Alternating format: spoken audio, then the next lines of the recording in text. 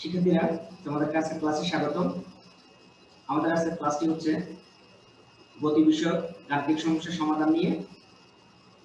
এটি আমার সাথে তোমাদের গতি বিষয়ক গাণিতিক সমস্যার সমাধানের ৩য় নাম্বার ক্লাস। তোমাদেরকে পূর্বে ২টি ক্লাস দেখার আমন্ত্রণ জানিয়ে আজকের ক্লাসটি শুরু করছি। আমাদের স্ক্রিনে 4টি প্রশ্ন দেওয়া আছে। প্রথম প্রশ্নটি হচ্ছে 72 কিলোমিটার পার আওয়ার বেগে গাড়ির একজন চালক। তাহলে আমাদেরকে প্রথমে একক দেখে আমরা বুঝে নিলাম এটি হচ্ছে আমাদের শুরুর বেগ। দেওয়া আছে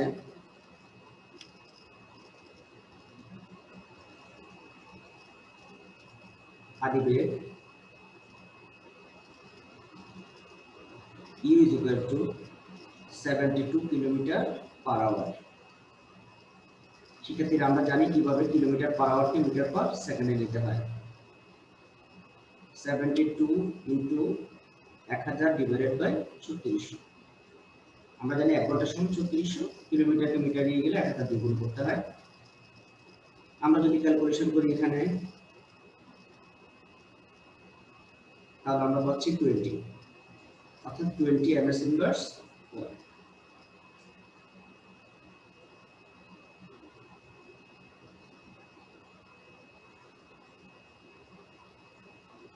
একজন চালক 42 মিটার দূরে,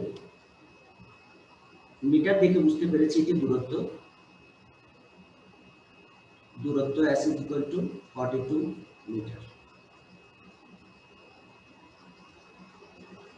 পথচারীকে দেখতে পেয়ে সাথে সাথে ব্রেক চেপে দিল। আমি আমার পূর্বের ক্লাসগুলোতে তোমাদেরকে বলেছিলাম যে হঠাৎ ব্রেক কষে থামালে শেষ বেগ 0। শেষ বেগ b is equal to 0 ms inverse 1।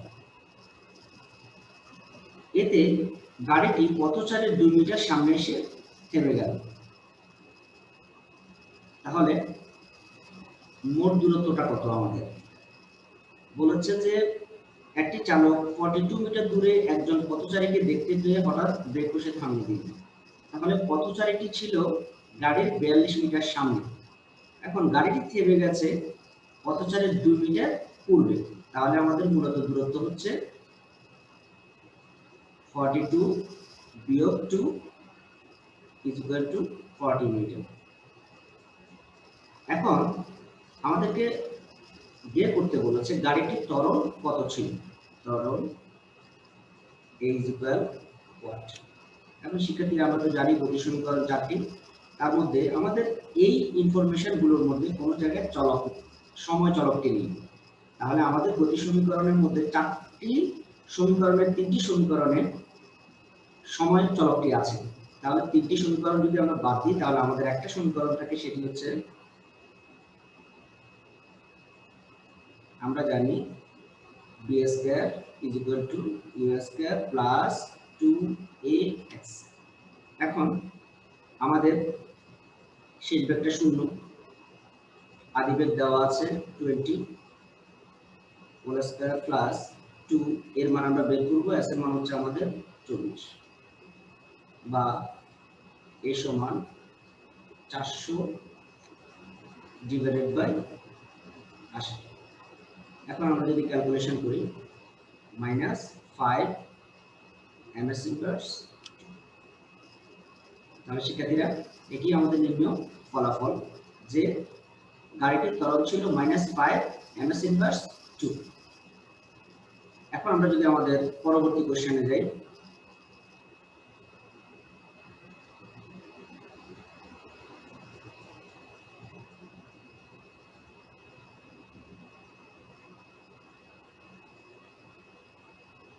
বলা হয়েছে 36 কিলোমিটার পার আওয়ার বেগে চলন্ত একটি গাড়ি 8 সেকেন্ড যাবত 2.5 ms ইনভার্স 2 ত্বরণ প্রয়োগ করা হলো। তাহলে আমাদের আদি বেগ দেওয়া আছে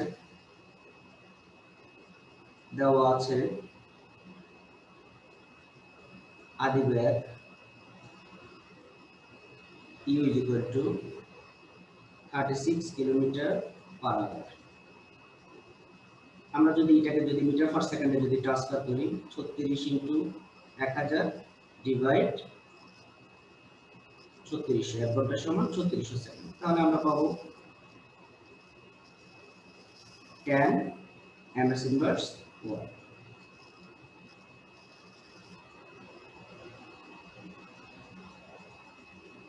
এরপর আমাদেরকে বলা হয়েছে 8 সেকেন্ড যাব। তাহলে s থেকে বুঝতে পেরেছি এটি হচ্ছে সময় t সমান 8 সেকেন্ড। বলেছে 2.5 ms ইনভার্স 2 ত্বরণ প্রয়োগ করা হলো। তাহলে আমাদের ত্বরণ হচ্ছে s = 2.5 ms ইনভার্স 2। এখন আমাদের কাছে জানতে চাওয়া হয়েছে শেষ বেগ কত এবং ত্বরণকালে কত দূরত্ব অতিক্রম করেছে। শেষ বেগ v = what, দূরত্ব s = তাহলে শিক্ষার্থীরা আমাদের চলকগুলোর মধ্যে কোনো জায়গায় দূরত্ব দেওয়া নেই, তাহলে আমরা আমাদের তিনটি গতি সমীকরণ বাদ দিতে পারি, 2 3 4। তাহলে আমাদের বাকি আছে শুধু একটি ইকুয়েশন বাকি আছে, সেটা হচ্ছে b = u + at। আমরা জানি b = u + at। আমাদের b এর মানটা বের করতে হবে। এর মান আমাদের দেওয়া আছে 2.5 10 প্লাস 2.5 ইনটু t এর মান হচ্ছে 8।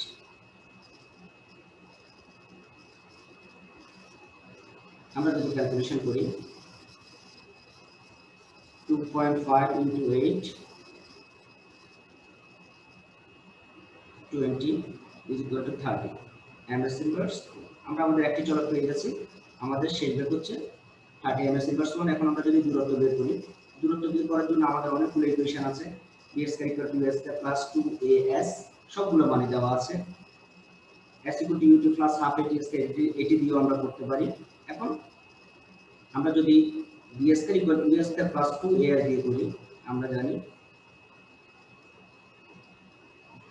b² = us² + 2as। আমরা b এর মান বের করে রেখেছি 30², u এর মান আমরা জানতাম 10² প্লাস 2 এর মানও আমরা জানতাম 2.5 ইনটু s এর মান আমাদেরকে বের করতে হবে। তাহলে আমরা যদি ক্যালকুলেশন করি 900 বিয়োগ 100 = 2 ইনটু 2.5 হচ্ছে যে 5s বা 800 ডিভাইড 5 s। তাহলে আমরা পাচ্ছি, সুতরাং s =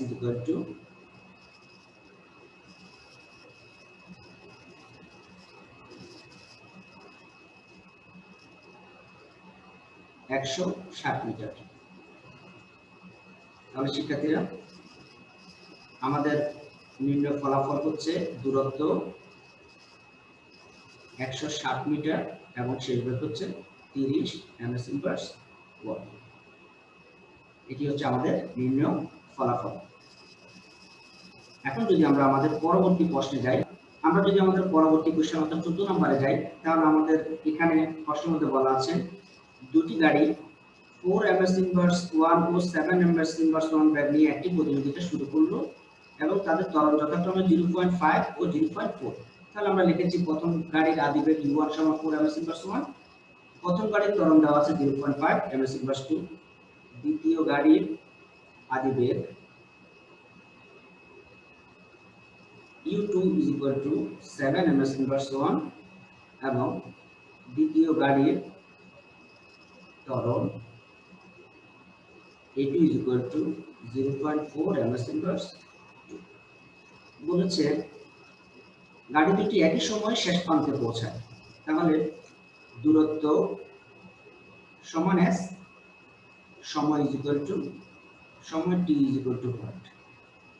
কারণ একই দূরত্ব বা একই পথ অতিক্রম করে তারা দুটি গাড়ি এবং তারা একই সময় ধরে প্রতিযোগিতায় অংশগ্রহণ করে। এখন আমাদেরকে বলা হয়েছে যে সময়টি বের করুন। তাহলে আমরা যদি লিখি প্রথম গাড়ির ক্ষেত্রে যেহেতু সময় জানতে চেয়েছে, আমাদের সময় সমীকরণ হচ্ছে একটি, s = ut + half atx²। গাড়ির অতিক্রান্ত দূরত্ব s equal to u1t plus half at square a1t square সমতুল্য দ্বিতীয় গাড়ির অতিক্রান্ত দূরত্ব s is equal to u2t plus half a2t square। এখন যেহেতু দূরত্ব দুটি গাড়িরই সমান, তাহলে এখন আমরা এই দুটি ইকুয়েশনকে ইকুয়াল লিখতে পারি। আমরা যদি একটু মুছে লিখি, সুতরাং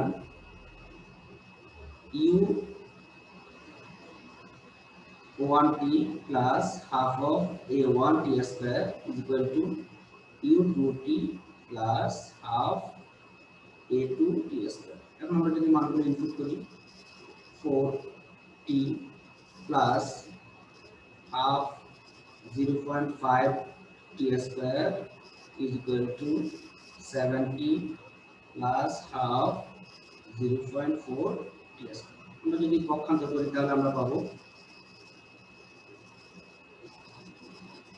0.5 ভাগ 2, আমরা পাচ্ছি এখানে পাচ্ছি 0.25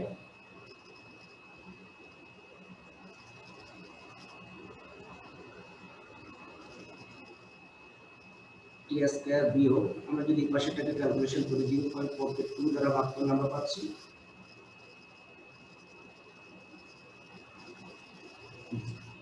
0.2 টি স্কয়ার ইজ ইকুয়াল টু 70 বিয়োগ 3। তাহলে শিক্ষার্থীরা আমরা পাচ্ছি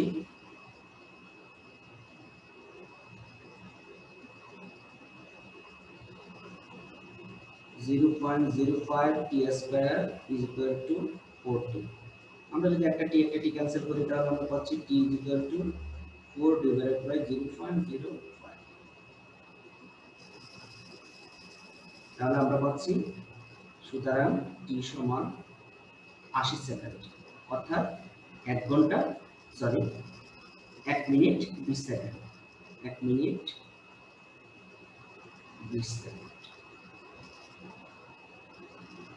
তাহলে শিক্ষার্থীরা গাড়ি দুটি 1 মিনিট 20 সেকেন্ড ধরে প্রতিযোগিতায় অংশগ্রহণ করেছিল, এটি আমাদের নির্ণয় ফলাফল। এখন আমরা যদি আমাদের শেষ প্রশ্নটাতে যাই, শেষ প্রশ্নটা একটু ব্যতিক্রম।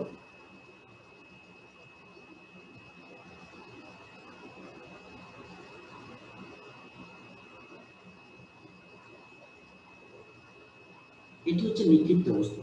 এখন আমরা যদি আমাদের গতি সমীকরণগুলোকে যদি নিক্ষিপ্ত বস্তুতে যদি রূপান্তর করি, গতির সমীকরণকে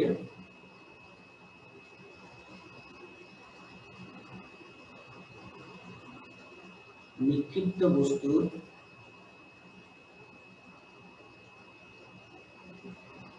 সমীকরণে রূপান্তর,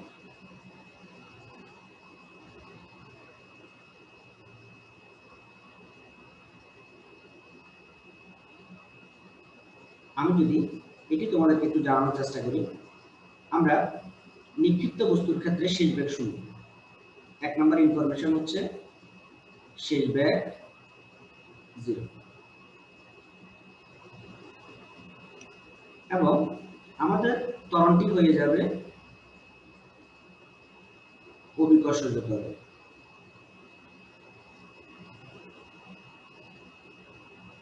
এবং আমাদের সূত্রগুলো হবে মাইনাসে, অর্থাৎ আমরা জানি b সমান u প্লাস এটি, নিক্ষিপ্ত বস্তুর ক্ষেত্রে সেটি হয়ে যাবে 0 is equal to u minus dt। এই সূত্রটা এটাতে রূপান্তরিত হবে।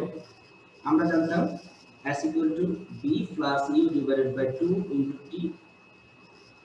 এখানে s ইকুয়াল টু শেষ বেগ 0 হয়ে যাবে, আদি বেগ থাকবে u বাই 2 ইনটু t। আমরা জানতাম b square is equal to u square plus 2s, এখানে হয়ে যাবে 0 is equal to u square minus 2gx by h, যে কোনোটা ব্যবহার করা যাবে। আমরা জানতাম s equal to ut plus half at square, এখানে হয়ে যাবে সেটি s equal to ut minus half gt square. তাহলে শিক্ষার্থীরা এটি হচ্ছে মূলত গতি সমীকরণকে নিক্ষিপ্ত বস্তু সমীকরণে রূপান্তর করা।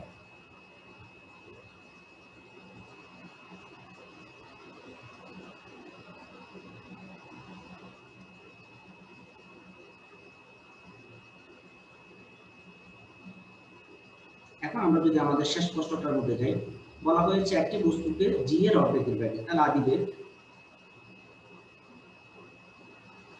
জি এর অর্ধেকের সমান ব্যাগে উপরের দিকে ছুড়ে দিয়ে দেওয়া হলো, আদিবেগ U is equal to G by 2 ms inverse 4। 1 second পর দেখাও যে কোন বস্তুকে জি এর অর্ধেকের আদিবেগে খাড়া উপরের দিকে ছুড়ে দিলে 1 সেকেন্ড পর ভূমিতে পড়ে, তাহলে আমাদেরকে এই 1 সেকেন্ডটা দেখাতে হবে, অর্থাৎ সময়টাই দেখাতে হবে আমাদেরকে। এখন যেহেতু ভূপৃষ্ঠে পতিত হবে, তাহলে অবশ্যই উচ্চতা 0, উচ্চতা বা দূরত্ব তোমরা যেটা বলো, দূরত্ব h = 0 মিটার। এখন আমরা যদি আমাদের দূরত্ব নির্ণয় সূত্রটা যদি ব্যবহার করি, আমরা জানি s/h, তোমরা যে কোনটা ব্যবহার করতে পারো, s = ut -